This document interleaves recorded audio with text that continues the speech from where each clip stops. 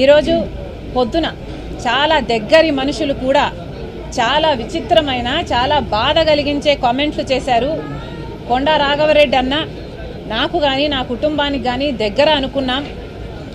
కానీ ఈరోజు ఆయన కూడా నా మీద నేను పాదయాత్ర ఎందుకు చేశాను అన్న దాని మీద ఆయన ఏదో అక్కడ ఉన్నట్టు, ఆయన బావుమరిది అక్కడ సూపరింటెండెంట్ అయినట్టు, ఆయన అంతా విన్నట్టు ఏదేదో చెప్పారు. నేను పాదయాత్ర చేయాలి అని భారతమ్మ అడిగితే నేను పాదయాత్ర నేను చేస్తాను అని నేను అడిగినట్టు చెప్పారు.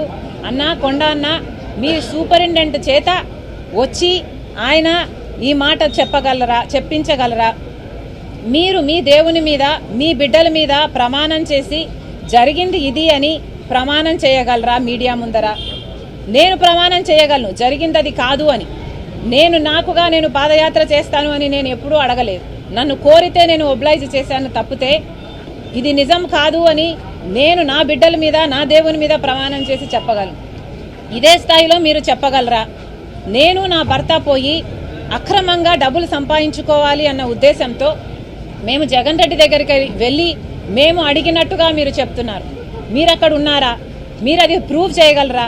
కనీసం నేను విజయవాడకు ఆ ప్రమాణ స్వీకారం రోజు తర్వాత ఒక్కసారి ప్రైవేట్ అఫైర్స్ విషయంగా పోవడం తప్పితే, అది కూడా విజయమ్మ గారితో సహా నా భర్తతో కాదు పోవడం తప్పితే, మొన్న పెళ్లి కార్డు ఇచ్చేంత వరకు నేను ఎప్పుడూ పోలేదు.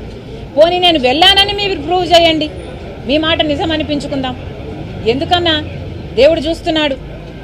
మీరు నిజాలు నిక్కచ్చిగా చెప్పేట్టుకుంటే మీ విలువ పెరుగుతుంది. కానీ ఒక ఆడపిల్ల మీద అబాండాలు ఇలా వేస్తే, రాజశేఖర రెడ్డి బిడ్డ మీద మీరు అబాండాలు వేస్తే ప్రజలు గమనిస్తున్నారు. దయచేసి ఇలాంటివి చేయకండి.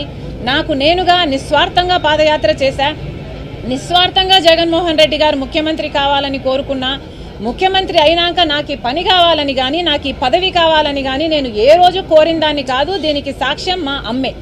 ఈ విషయాలన్నీ అమ్మకు తెలుసు. మీకు దమ్ముంటే అమ్మ చేత చెప్పించండి. పాదయాత్ర భారతమ్మ చేయాలనుకుంది. వద్దమ్మా